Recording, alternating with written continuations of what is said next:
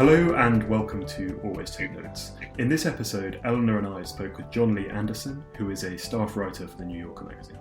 Jon Lee spoke about discovering Che Guevara's grave, which was a fascinating anecdote. He talked about the myth of the war reporter and debunking some of that myth, and he talked about how war reporting was one of the things he felt he had to do to become a man. It's a really interesting episode, delves into a lot of fascinating and in some cases taboo territory, and we really hope you enjoy it. So we're here in London with Jon Lee Anderson of The New Yorker, who has very kindly found time for us the morning after closing a big piece on Venezuela. So thanks for being so game, Jon. I was wondering if we could start by rolling back a bit from the present and talking about the time that you found Che Guevara's grave. Could you tell us how this came about? Sure. Thanks, Simon. It's great to be with you guys. That came about while I was still working on the biography of Che Guevara, and before I worked for The New Yorker in 1995. I had been for nearly 2 months on a research trip in Argentina and Bolivia, following several years of living in Cuba and making research trips in different parts of the world. And I was interviewing everyone I could possibly interview who'd had anything to do with the times and the life of Che Guevara. And in Bolivia, this is 28 years after his death and disappearance, I was seeking out, hunting down former communists, surviving guerrillas who'd been inspired by him, and also the surviving military men who'd had anything to do with his capture, death, and disappearance. And I found myself in Santa Cruz, the second city of Bolivia, down in the lowlands, about 5 or 6 hours from the foothills town where he was last seen. Che Guevara was captured in a canyon, brought to a tiny hamlet called La Higuera, where under CIA supervision he was executed by the Bolivian military. This is what, 67? 1967, October. He was transported by, he and his body was transported by helicopter to the larger town of Valle Grande, which was a kind of mustering ground for the Bolivian military in their campaign against him.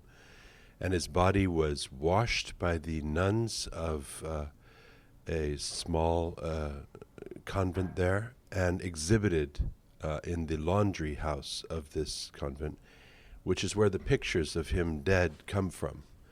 For about a day, people viewed him from this little town. And there were 3 British journalists there who were the ones who identified him and sent the news out, and Reuters Dispatch, and also with film. And that night, he disappeared and was never seen again, along with the few other bodies that were displayed with him. So it was a secret. Nobody knew. There was all kinds of speculation as to what had happened. Over the years, various rumors had spread that he'd been, thrown from a helicopter, that he'd been this, he'd been that, but nobody knew. So, along with the many other mysteries of Che's life, I was also curious to find out about that, but it wasn't one of my priorities. Long story short, I was having an interview with a former general, Mario Vargas Salinas, one morning on his farm on the outskirts of the city. And he was a man in his 50s. He was recently retired. He had been famous or infamous for having wiped out the so-called second column of Che's guerrillas, which included Tanya, the guerrilla, the German woman, in which they had been annihilated while trying to cross the river. About 6 weeks before Che was killed, half of his guerrilla force was killed in this fashion by an army ambush. This fellow and his younger guys, Mario Vargas Salinas, had commanded the troops that had done that. In the course of my interview with him that morning, I found him to be extremely open. He admitted, for instance, that his men, when I asked him, that his men had executed one of the men on his orders. There was one fellow who it was never clear how he died, and I asked him, and he owned up to it, which was pretty unusual. And so I began thinking, this guy seems to want to have a clean accounting of history. And at the end of the interview, I had a tape recorder on the table between us openly. I turned it off thinking, well, that's all I can really ask of him. And I stood up, I remember, and I thanked him. And just then, I remembered that he had, at some point in his rendition, he'd told me he was in Valle Grande, the place where Che's body had been last seen and disappeared, the night it disappeared. And so I switched back on the tape recorder and I said, General, just one last thing. Any idea what happened with Che Guevara's body? Not really thinking he would answer. And he did. He said, Chico, boy, I wanted to tell you about that. We buried him under the airstrip in Valle Grande. And then we sat back down and he told me how they'd done it. They had, after dark, after midnight when the town was asleep, they'd gone out to the dirt airstrip at the edge of town and with bulldozers opened up a pit and buried Che and 5 of his comrades there. And he was revealing it for the first time. Anyway, it's kind of a gothic story because it goes on and on and on. It's just, Did you then go to the airstrip and... No, I was in, as I say, Santa Cruz at the time. I had to leave. I remained in Bolivia. I wasn't sure what to do with the story. I thought I could hang on to it and reveal it in my book in the first few days, which I hadn't even started writing yet. So it seemed clear after 10 days or so that I needed to write it. I contacted a friend who worked at the New York Times. They said they were very interested when I explained the thrust of it. And I did. I wrote it for the New York Times. It was put on the front page and with a whole page inside. And it was like a bombshell hit Bolivia. The immediate effect was that the general went into hiding and sent a fax from literally somewhere in Bolivia saying he'd never met me. Or that he'd met me, but it wasn't as I said. The Bolivian president at the time held a press conference saying that he'd heard that I'd gotten the general drunk, that I'd extracted the story from him, entre whiskey y whiskey. And I was rounded on by the country's media, and there was also people calling in from all over, the world, CNN, BBC, whatever. And I held a press conference in La Paz, in which I said I had deduced that the general who'd spoken to me, who seemed to me a patriot, a Bolivian patriot, and someone who wanted to come clean with history for the very best of intentions on behalf of the country's murky past, it's disappeared and so on, but that he was ultimately a patriot, that I felt that he was being coerced by other hands, and it was an allusion to the military, which I had deduced that it happened.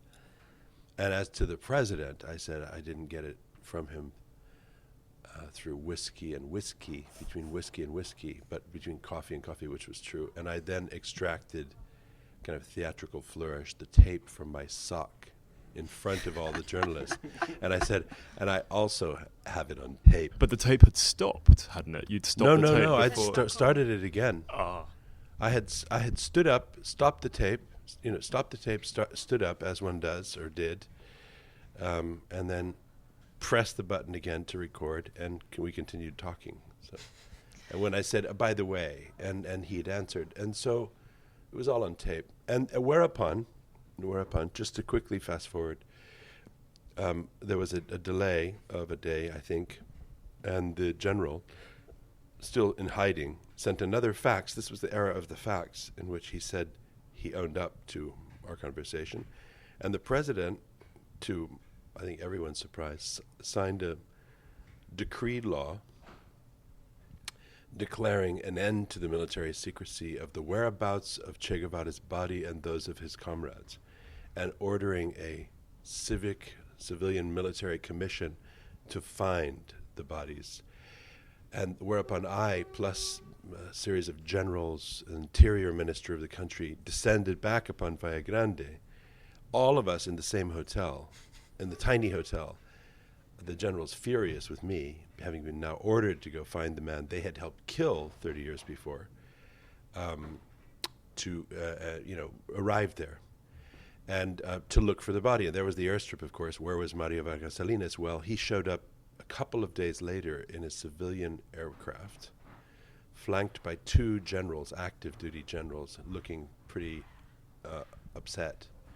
Walked around the airstrip for about 20 minutes, followed by a scrum of media who are now flying in from all over, and said he couldn't remember where it was after so many years ago, and flew away again. We never saw him again. He was I can't recall at this moment. He was either 5 or 7 years under house arrest. And I called through friends, I called the Argentine forensic anthropology team, who are specialists in finding and digging up disappeared and massacre sites. They came. Some Italians with a georadar equipment, and we started looking on the airstrip. And Army cadets came and started digging holes. The generals, meanwhile, were angry with me. Former soldiers who'd fought Che, in some cases been wounded, never received their pensions, started pitching up angry. Every day in Bolivia there were people who weren't necessarily part of the Che Guevara thing, but whose sons or daughters had been killed or disappeared in one or another of the military's past depredations, demanding, what about our loved ones? I had to have a bodyguard because the soldiers were after me. It was a real mess, and steadily mounting tensions. The generals tasked to the search began leaking to sort of pet journos that they felt they had done their bit. This was humiliating, and they were going to go tell the president to stop. They took off kind of famously one evening, Friday evening, and they were, we're going to go tell the president. They let it be known. Everybody knew that this was about to end. It's about 2 weeks in. No bodies had been found.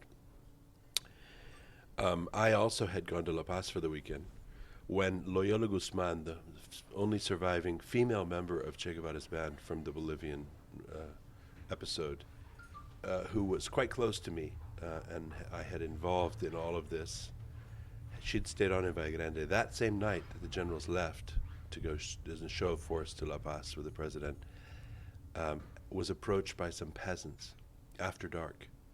And they said, we know where there are some bodies. And they took her to a site outside town, not on the airstrip, but to a brushy riverbank about 2 kilometers away. And there were 5 bodies buried in a shallow grave.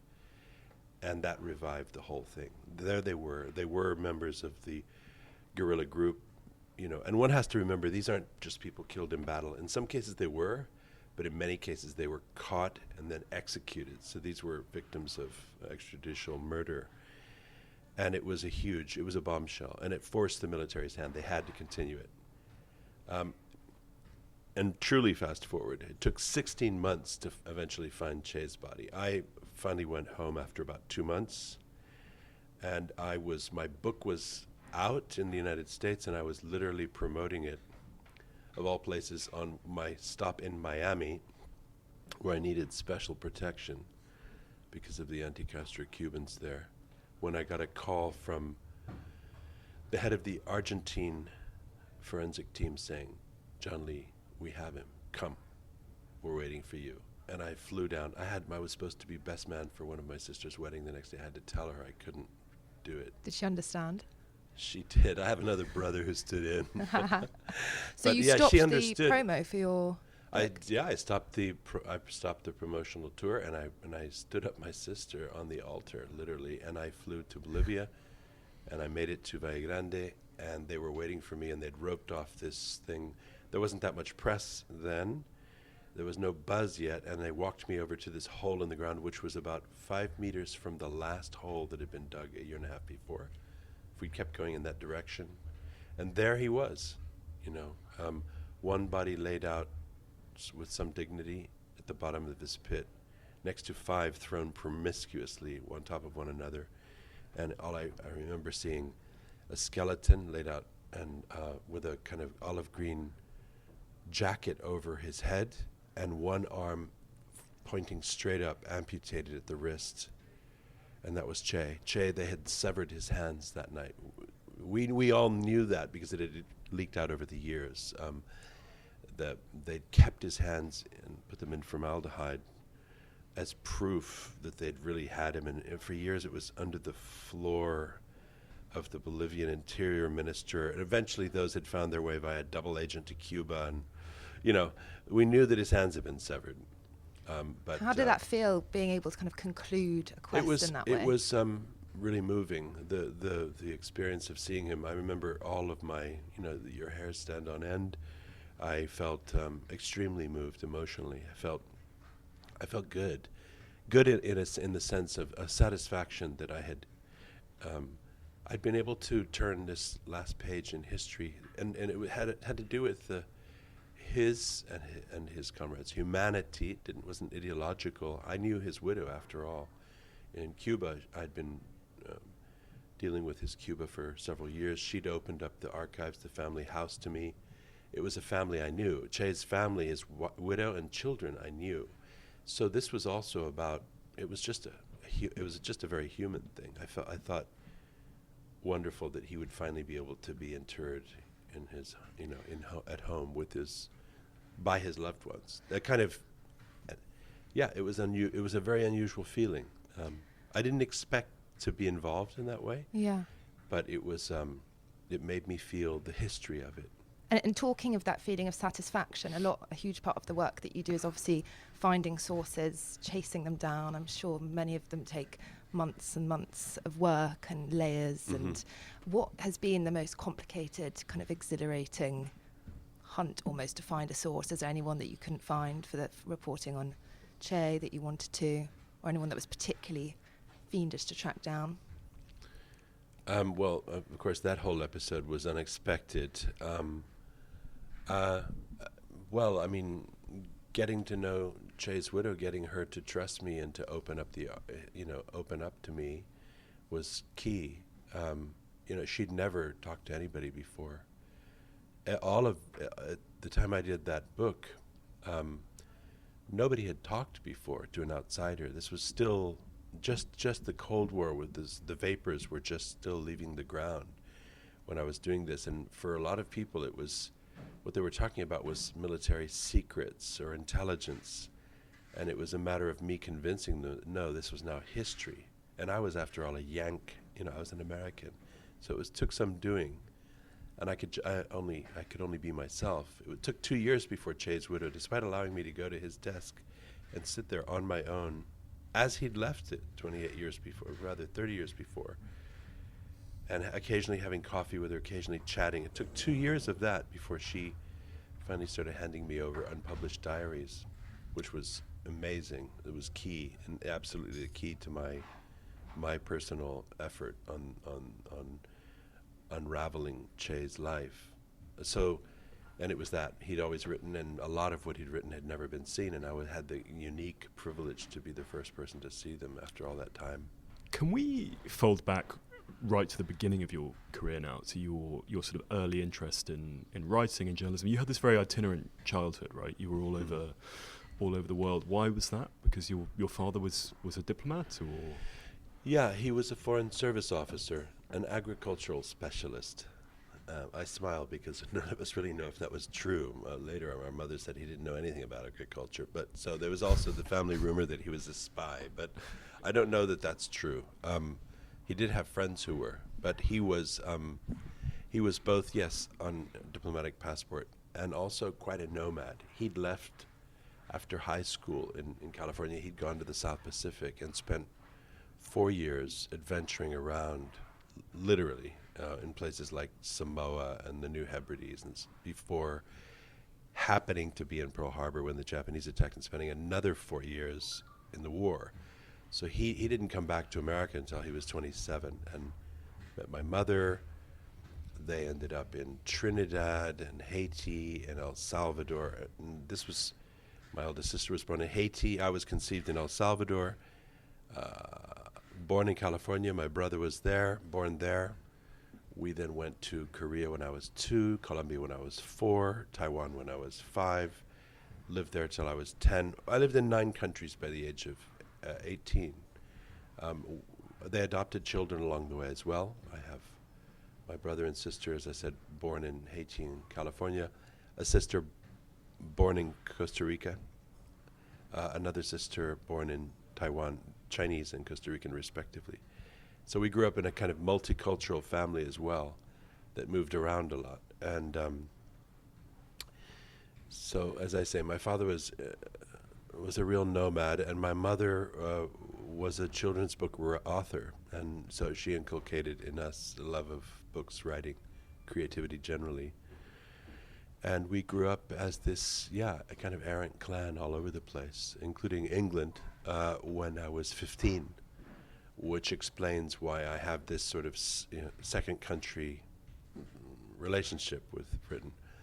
The family broke up. Well, we were at the end of the first year when we were here. I stayed on to do my A-levels. I was that age then, but over the years, I came back. Well, the family sort of never really did. I had remained in contact with my then sweetheart, my girlfriend Erica, and we saw each other over the years. And eventually, after many years, after kind of a third gap in time, I came looking for her, and we started a family, and England became my base at the end of my 20s, early 30s, and it was from here that we went off to Cuba with little kids for the Che book, then to Spain, then eventually back to England, where we've had a home for the past 20 years. So you've previously said, this is a quote, that you felt, I needed to go to war because I felt it was something I had to do to become a man, and you had a list that you added to, which is quite something. You wanted to be a Welsh coal miner, to go to prison, to go to war. Those are some of the things on the list. Mm-hmm. So how old are you when you had that list, when you made it? Oh, I started making those lists when I was quite young. I was a great reader of biography and adventure stories, and I remember very early on feeling a pang of disappointment if the people I read the sort of juvenile biographies of hadn't lived an exciting life. So although I might admire them, I found it very difficult to truly admire them if they'd, say, been an author and just sat at a desk their whole life. Whereas if they'd, I don't know, climbed mountains or fought bulls or something, then I thought that was pretty cool. And I think, generally speaking, I had an avid interest in history and a kind of devouring curiosity about things. War, the phenomenon of war, always confounded me, disturbed me immensely. I trace it back to a book on Picasso that my mother had that I first started looking at when I was about 4, in which there's a photograph of him in great pain, looking at photos of the Spanish Civil War dead, and sort of through that photograph and the look on his face, beginning to want to know about what war was, and having to have repeated conversations with my mother about it. So I grew up with this kind of grab bag of things I simply had to do. If they were something that someone else had done, I had to do them or do them better. So at various points on my list, there was also climb Everest by the age of 18, row across the Atlantic, cross the Sahara from west to east by camel. Nobody had ever done that. Walk around the world and make my own conveyance to get between each continent. And there were a series of experiences I thought I needed to undertake for my own sense of my own measure for what I required in order to become a man, to complete my personal education. So from the age of about maybe 8 or 9, I had begun to try to begin to fulfill some of these experiences, and my parents were in the unfortunate circumstance of having to try to fulfill them and mollify me. And the first of the experiences, while I was still obviously under their custody, was we lived in Taiwan, and my father, I guess sensing this need of mine to experience things beyond my age, sent me down island with a Chinese employee of his to a very rural part of Taiwan. This is Taiwan pre-boom. It was very rural in those days, Chiang Kai-shek's Taiwan. And I spent a week traveling with him in an extremely rural area. I spoke a smattering of Chinese. It was wonderful. But it was, we went hunting and horseback riding and to Sulphur Springs, and he and I came back wanting to do more. They then twice I was left on a station in the outback in Australia at 11 and 12, to and from Indonesia, as another effort to kind of keep me mollified. What the idea was you would have to find your way home independently. No. I wasn't sort of abandoned there. My father had a World War II buddy who'd married an Australian, and he'd become a forest ranger. Oh, a station as in an agricultural station? As in a ranch. Right. A ranch. Not a train station. No. An Australian station, which is a ranch. It's sort of 12 hours by Land Rover from the end of the road. It was deep, and it was wonderful. I learned how to ride Australian style, and I hunted snakes and all that stuff. It was good. But each time there was an end to it, and I had to go back to the family and go on. Our time in Indonesia was cut short. We were evacuated. I nearly died. We had an illness. I was very upset about leaving. And when we flew back to America, my father quit his job. It was a real disaster, the Indonesian posting. Again, on the way back, they took me back to that ranch to try to keep me satisfied. I had wanted to be a naturalist at this point. And I'd been a volunteer taxidermist at the Smithsonian Natural History Museum the summer before we'd gone. I was 11. So I was planning on all these trips to Irian Jaya and Borneo and all this stuff. And there I was just turning 12. And so when we came back to the States, I ran away. In California into the mountains. Thinking I would live off the wild, I'll live off the land. And of course, my parents alerted the police. The police found me as I was heading into the foothills. How long did they take to find you? Oh, it was 24 hours. But still, but for a 12-year-old, that's a long time. Well, it was as far as I could get before the police found me. But the point is that I wasn't angry with my family so much as I just wanted to live life. And they didn't. So they kept me. We went back to Virginia, Washington D.C. to school. I wasn't happy, and at the end of that year, they asked me if I would like to go and live with my uncle, my mother's brother, who was a geologist living in Liberia, and I leapt at the chance. And so they let me go to Liberia for a year, which was a whole other experience and really important to me. And how did these experiences then sort of move towards journalism? Could you tell us about your kind of early days as a reporter in Latin America and things like that? Yeah, so I went, there was a whole series of experiences then when I was a teenager where I did have, more and more real life experiences in Africa, later in Central America, between the ages of sort of 13 and 17. Again, the family insisted I go to college, so I went to the college where my mother was teaching at the time, which was the University of Florida. I got a job leading expeditions in South America with scientists when I was 20, after a year and a half. So I went off to South America. I was kind of beginning to live the life I wanted, which was to live it to the edge, in the most extreme fashion possible, to seek out the world's unexplored corners. And I was trying to find a way to keep doing that, and of course you have to make a living. And I ran across an ad in a little newspaper, an English language weekly in Lima, Peru, saying reporters needed. It was one of those little boxes, and I walked in and said, I can write. Do you need a reporter? And they gave me a job. They gave me a try. I had no experience, of course, and until that point, I didn't know or particularly want to be a journalist. I wanted to live this life. And I'd always, because as I said, my mother was a writer and inculcated the love of books and reading, I did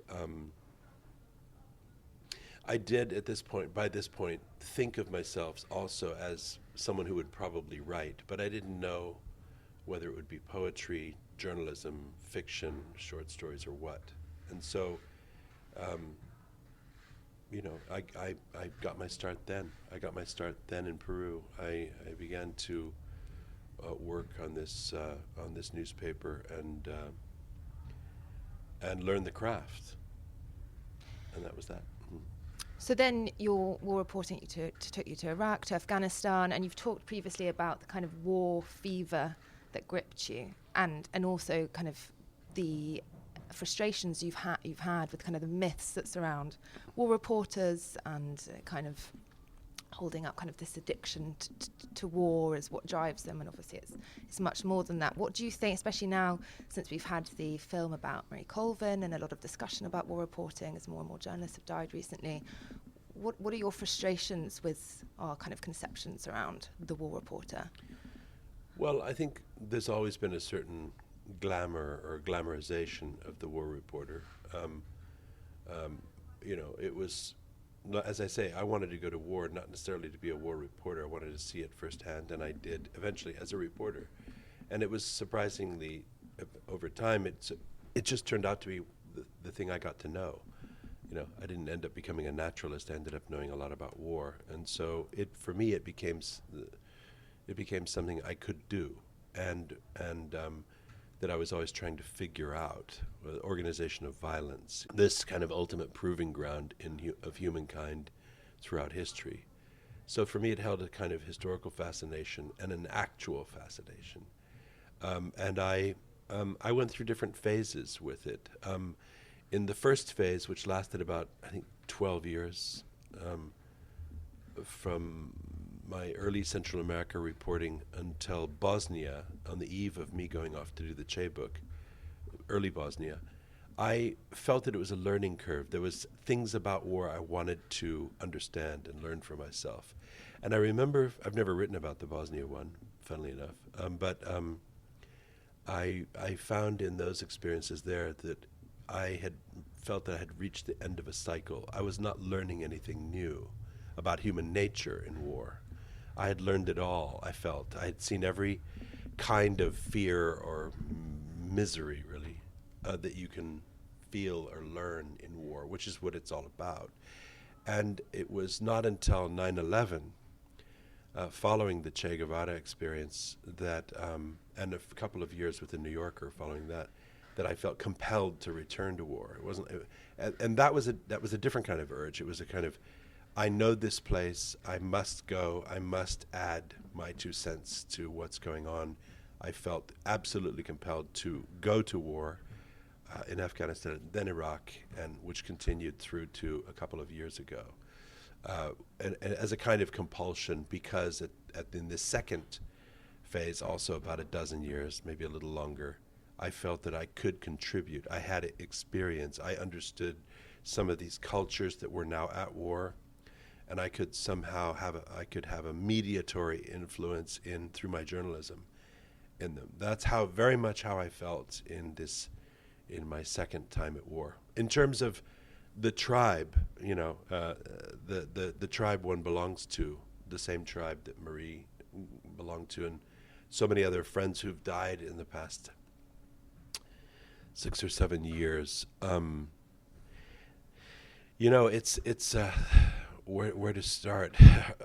There's a lot. There's never been more than about 50 or 60 of us, maybe 70, of every nationality, and in some cases there are people I've known for 30 years, and we meet up only in war zones. Marie was one of those people. I didn't know her well. I got to know her late. We knew of each other long before we finally met. But I knew her in the last 6 or 7 years of her life, and we were kindred spirits in some ways. We all have our different compulsions, the reason why we're there. Journalism is the formal frontispiece of that reason. And as you've seen from the book and the movies and the many talks about Marie, that she had other reasons as well. Did you watch the film? No, I haven't watched the film. I did read Lindsay's book. Oh, yeah. I haven't watched the film yet, although I was in a talk with Paul Conroy about the whole experience of the kind of Colvin phenomenology recently. And I will, but in general, I don't watch movies about wars that I've been to in real life. I find it a little bit difficult. There's no real trauma involved. It's just I find it very hard to sit through a kind of fictional account, although I gather it's quite well done. A fictional account of things I've experienced. Usually it's by an outsider and isn't, it's a projection. And so it feels strange. In terms of the kind of journalist you were during your career, you were a freelancer through a lot of this. And yes. What was the thing we always try and ask on the podcast is about money and about how people's financial lives work with their writing. How did it kind of go from being walking into that office in Lima to then going through these wars? You were doing it freelance, and then the route that took you to the New Yorker. How did it work in terms of your professional development and how you were making a living at that time? Yeah. I always did my own thing. Yeah, initially I was an underpaid young reporter. When I went to Central America, I went as a stringer for Time magazine. I worked for the Washington-based columnist Jack Anderson, no relation, for whom I worked for a couple of years. He was happy to send me off as sort of cannon fodder to any tropical hell I chose to go to. But I could only really work for him for a couple of years, and I went off. Time magazine gave me a stringer's gig in El Salvador, and I went down to Central America to live in the actual war zone, and so we should just explain that some cutlery is being rearranged in the background of the Frontline Club, but we're just going to press distracting. on. Okay, yes. Yeah. I think by someone who doesn't know that we're here No. having an interview. Okay, so Tropical hells. yes. So I then quit Time magazine after a couple of years when I realized that I wasn't that happy trying to square peg round hole. They were very conservative, spiked a lot of my stuff. I didn't realize it was like that. I didn't like being rewritten either. And I went off after 2 years with Time in Central America with my brother Scott to write a book based on some of my reporting into death squads. We wrote a book about right-wing terror called Inside the League. We then were given a contract to write another book. Again, very paltry advances, but enough for us in our late 20s to do it, called War Zones, which was an oral history of 5 different conflicts around the world. We shared that urge to see the world's conflicts at the time. At the end of that book, he went off to write a novel, and I carried on yet with another book, my first solo book called Guerrillas, in which I went around the world. It was kind of an ad hoc anthropology, really, of insurgency, and I chose 5 different guerrilla groups to live with and to use as my instrument to write about the world of insurgency. I'd become fascinated by this idea of a parallel reality in the world in which there were over 40 insurgencies at the time, some of them 3 or 4 generations old, creating their own kind of tribal groups and mythological codes. That in turn led me to Che Guevara, who was the personification of that kind of person, and I realized that there was a whole world of people out there who venerated him in the jungle of El Salvador, in the Hindu Kush of Afghanistan, and he really exemplified that life. He was a universal paradigm, and I then spent 5 years doing that book. When I came out of this sort of 10-year period of really writing books with journalistic and historical rather than straight-up journalism, I had lived hand to mouth at times, had advances. I'd started my family here in England with Erica. We'd begged, borrowed, and stealed in order to stay alive. I always had my mission first. It was never about a career. It was about what I wanted to do next, and we somehow made it work. Shortly after my book had come out, I was approached by the New Yorker to contribute to a special Cuba issue they were producing on the heels of the Pope's visit in 1998, and asked me if I would contribute extracts from a diary they'd heard I'd kept, which was true, and assigned me an editor to help me edit that. And I did that, not without some reticence at revealing my innermost thoughts about Cuba at a time like that. But I did so, and that led in turn to an invitation to write, of all things, a profile of King Juan Carlos of Spain. I remember when they asked me, I said, "What? A king? A monarch? I don't do monarchs. I do guerrillas." I remember I said. They said, and I tried to dissuade them and asked them if I couldn't do a profile of the former military dictator of Chile, General Pinochet at the time, who had just stepped down as head of the army but remained a senator for life. And I thought that situation was fascinating. And they said, "That is a good idea, but will you do the king first?" So I did, and that turned out to be interesting after all. It was a political profile. And then I went on to write Pinochet, and also about the warlord who had seized power in Liberia, a country I'd lived in, and I went to see Charles Taylor, now in The Hague for the rest of his life, thank God. And at the end of that first year at the New Yorker, Tina Brown handed over to David Remnick, and he made me a staff writer, and I've been with him ever since. The New Yorker has given me a crucible through which I can work, and by and large I've done what I want in that time, but also through negotiation with David and the various editors I've had. But it was in a way it was the perfect venue for me, because it's allowed me to follow my nose, that instinct I have to explore, and I feel that at its best it's given me that possibility, whereas any other journal I'd worked for before, as I say, always as a freelancer, I felt very much tied down by the topic, by the editorial style, and constrained politically as well. The New Yorker, I've been able to grow and sort of hone my craft and continue to explore the world, which is what I've always wanted to do. Do you still keep a diary? Off and on. I've always been, through my life, I've kept a kind of diary, not continuously, but, and sometimes it's quite cryptic.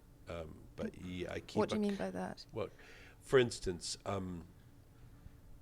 when I'm on my own, I tend to keep a more fulsome diary. When I'm traveling with people, like a photographer or someone else, I tend not to, because I have a social life, and there's not much time left in the day. And sometimes my experiences are pretty full on. There, you're in the middle of nowhere. It's you're exhausted by the end of the day. Is it a personal, emotional diary, or is it very factual, observational? That's what I mean. Sometimes it's cryptic. So some of my diaries, to call them that, are a kind of rendition of daily events, sometimes expenses, but also what happened that day as a kind of aide-memoire. So at their worst, or at their most cryptic, they are just that. But also will serve as a memory jog. Occasionally I'll tell a little story along the way too, and they're very partial, and other cases they're more fulsome. Do you write them with the idea that they might be published, that they might be made into another story? Never, but I recognize as we speak that that's a possibility. I know that because I have a friend in Peru who's started a publishing house, and he's been after me for ages to do a little book based on one of my diaries. And with the about people I've met along the way. And I have looked back at some of those, and it's quite extraordinary what you forget, what never made it into the stuff you've published along the way, people you meet, and you just consigned to your diary, and then 25 years later you realize, oh my gosh, no, that was a whole other world there. And with the Pinochet profile, I was reading it yesterday and was trying to work out where it fitted into the wider kind of Pinochet story, because it's published in October 98. And when was the date in the UK? Because there's a whole issue in the UK where he was under house arrest and so forth. Was that kind of playing out as you were doing that? As you know, the New Yorker is always given a week. It's actually published a week before the date on the cover. So it's given the date that the day before the next issue becomes. So in real life, the piece was published on Monday, and Pinochet was arrested here in London on the Wednesday, 2 days later, or the Thursday, 3 days later. I had been here in London with him in one of the scenes in the profile. I went to Chile, of course, and I stayed in touch, and then I arranged for him to be photographed here, and he agreed to be photographed only on the condition that I be there, I be present. And I negotiated this through his daughter, who was traveling with him, and I knew that it was kind of semi-clandestine, even though it was generally known that he came to London every year and there were protests. I knew that he would be coming, so I flew up from Spain where I lived, and I was with him here, and I took advantage of the photo session. We went for coffee that day, and the next morning to interview him one last time, in which he finally revealed his anger over the impending human rights cases, which a Chilean judge had begun to open up against him. Unbeknownst to him, or to me for that matter, Baltasar Garzón in Spain was about to swoop down with with the arrest warrant, which would hold him here in London. I then went home. He was still here. He'd rented a house. And as he did regularly and would occasionally meet the Thatchers for tea or dinner. And I was back in Spain. We wrote my piece. We published my piece. It came out on the Monday. I was in Finland promoting the Finnish edition of my Che book. In fact, had gone to Lapland when he was arrested. So 2 days after my piece came out, it was quite a big deal, the piece. People were alerted to the fact that he was in London, and 2 days later Garzón had him arrested here. So there was an immediate sense that Garzón had been alerted by the piece. I don't know that that's the case. At any rate, he was arrested. It became a very big news event. There's now a generator in the background, just to explain to our listeners. And I found myself in Lapland, stuck in a log cabin with snow outside. Basically, I spent the next 24 hours on the phone with various media who were calling me about this. And yeah, it was fairly odd. It was pretty strange. We've had a number of other New Yorker writers on. We've had Sam Knight and Ed Season and Rebecca Mead. And a question that's interestingly come up with them is like, how final is the copy you try and file? Do you try and, when you file, do you try and produce something that's going to have minimal edits go in the magazine, or do you regard it as a conversation with your editor back and forth to get to where you go? Yeah. I mean, there's a lot of editing at the New Yorker, and that's just the way it is. The way I feel that what's important to me is that the final piece has the integrity with which I wrote it and intended it, both in its creative sense and in its sort of philosophical sense. So the structure may change, and that will change through the editing. Or we may layer in new material because the editor, strongly believes that it needs that, and I agree or come around to it, have no choice but to agree. But in the case of, I've had 3 editors in my 20 years at the New Yorker, each of them very different,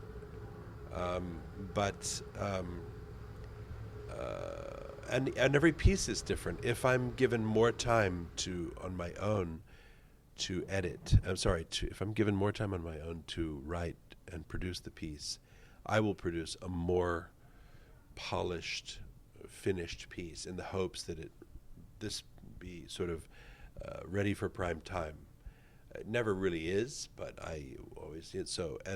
But if I'm really, really pressured, as sometimes I am, because I am in places where there's a lot of breaking wars or so on, I have less time to edit, and I tend to write longer, which gives, of course, the editor the possibility of getting in there with their scalpel or their machete, as the case may be. And then so I have to leave it up to them to cut and to maybe suggest changes or structural changes. Back to your Pinochet profile, dictators are often kind of held up as, often we don't really see them as human, as kind of just tools for evil and kind of symbols of horror. And in the Pinochet profile, I'm not saying you sympathise with him in any way, but you kind of humanise him with the way that you talk about, you describe his mannerisms, what he looks like. How difficult and uncomfortable for you, as having spoken to sources that obviously revere him and having to get to know him objectively, is the question of empathy for you in one of these profiles of a very difficult man?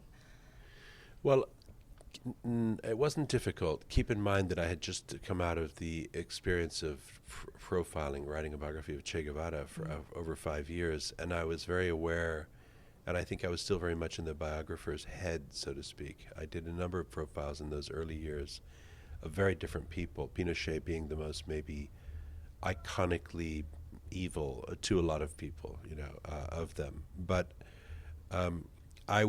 I found the process of profiling him fascinating and not too dissimilar to my experience of having written the biography of Che, who was a very mythologized person. My effort with Che was to find the man within, behind the poster, behind the mythology, whether demonized or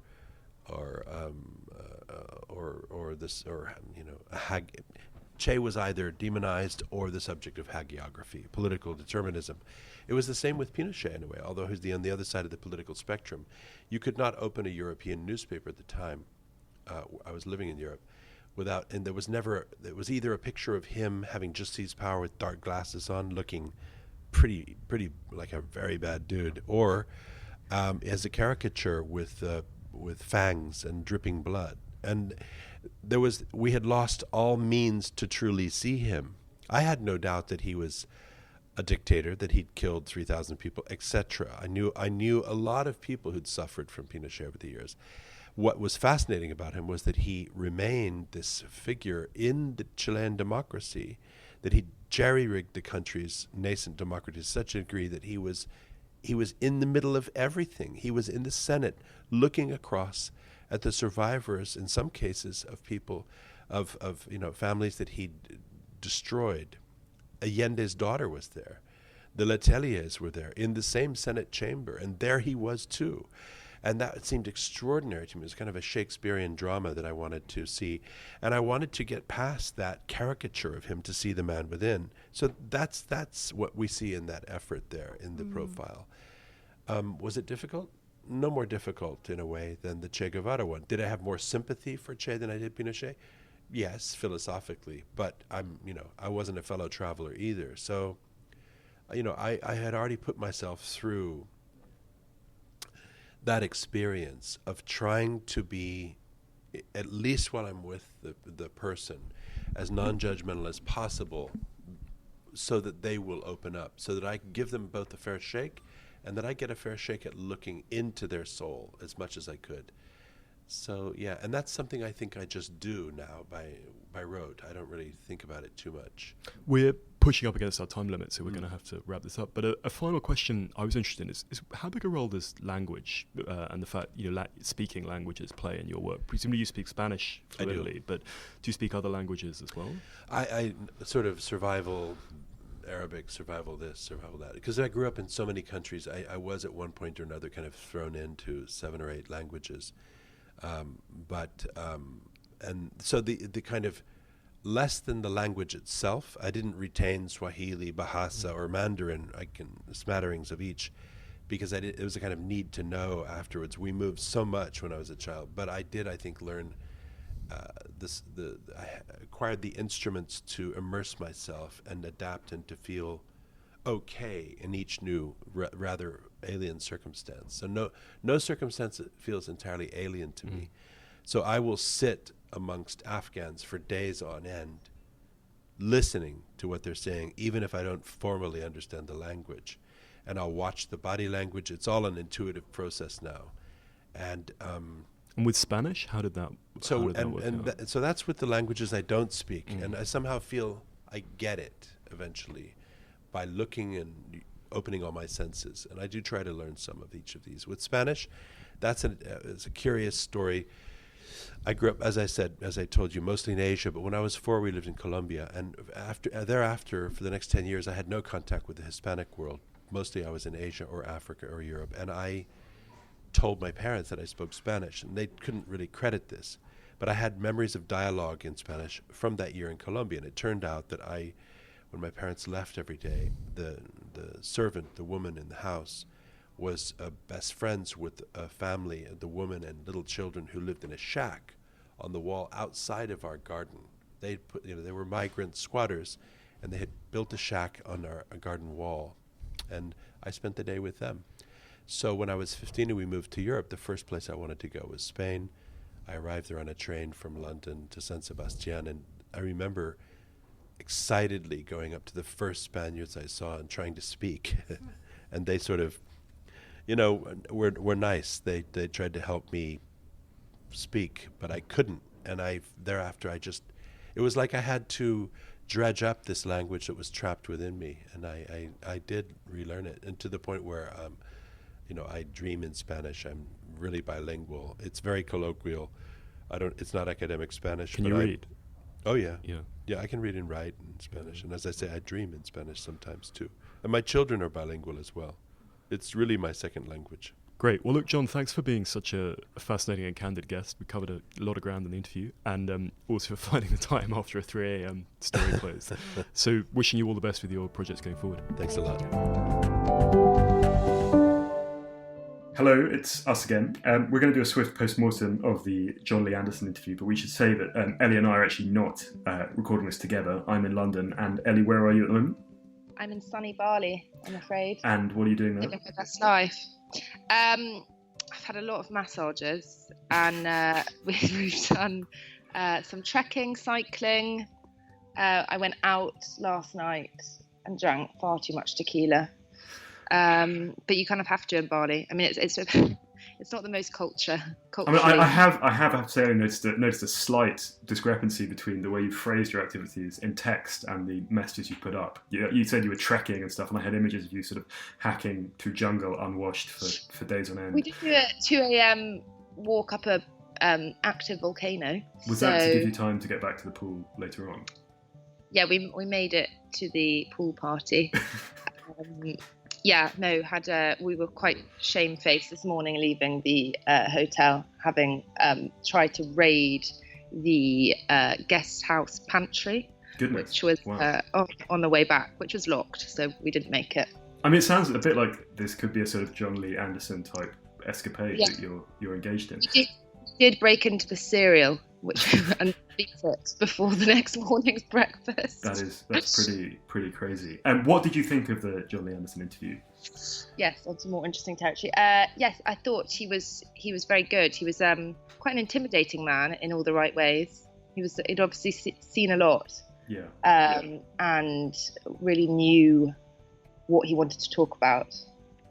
Yeah, he sort of held court slightly, I felt at some stages, but in a very engaging way. Very. I thought the story about finding Che's grave was fascinating. The list of kind of boxes to tick to become a man was really interesting, especially because he didn't actually at any point say that it was slightly problematic. Yeah, well, unreconstructed certainly, but anyway, I thought it was very interesting. Again, we've had a number of New Yorker writers on, and always interesting to hear what their sort of varied journeys were for that. And good of him to take time to talk to us. I know he'd been up very late the night before closing a piece. Sorry. Yeah. Anyway, we should wrap this up. But this has been Always Take Notes, hosted by me, Simon Aitken, and me, Eleanor Halls. Our producer is Nicola Keane. Our social media is by Zara Hankier. Our score is by Jess Danheiser, and our graphic design is by James Edgar. You can find us on Twitter at Take Notes Always, on Instagram at Always Take Notes, and we'd love it if you could rate and review and subscribe on iTunes.